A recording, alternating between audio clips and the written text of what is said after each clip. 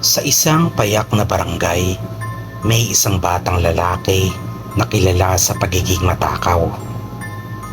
Hindi siya tumutulong sa bahay, hindi nag-aaral, at hindi gumagawa ng kahit anong bagay maliban sa isang paulit-ulit na tanong sa kanyang ina. Ma, anong ulam?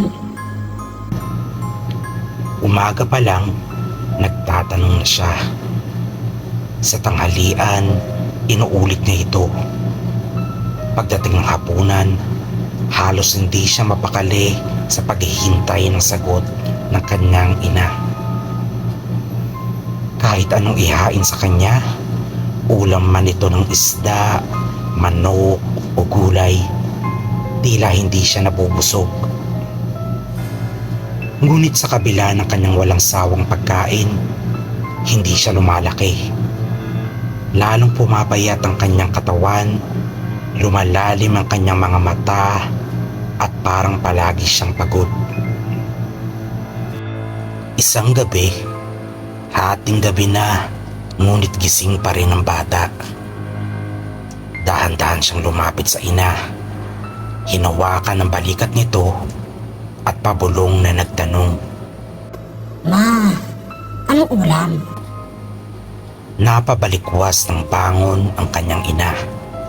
Anak, matulog ka na. Wala nang pagkain. Bukas na ulit. Ngunit hindi lumayo ang bata. Bagkus, nakatitig ito sa ina. Ang mga matay nanlilisik sa gutom. Ma, gusto ko pa kumain.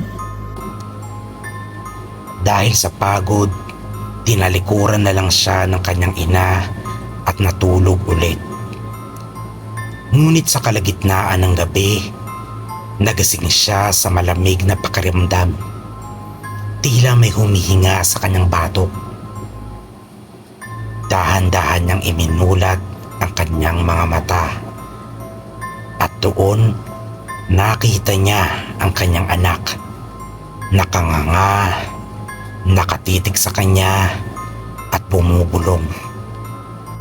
Ma, ikaw na lang ang ulam. Kinabukasan, nakita ng mga kapitbahay ang pintuan ng bahay na bahagyang nakabukas. Pumasok sila at natagpuan nilang mag-isa ang bata sa hapagkainan. Marumi ang kanyang labi. May bahid ng dugo ang kanyang mga kamay.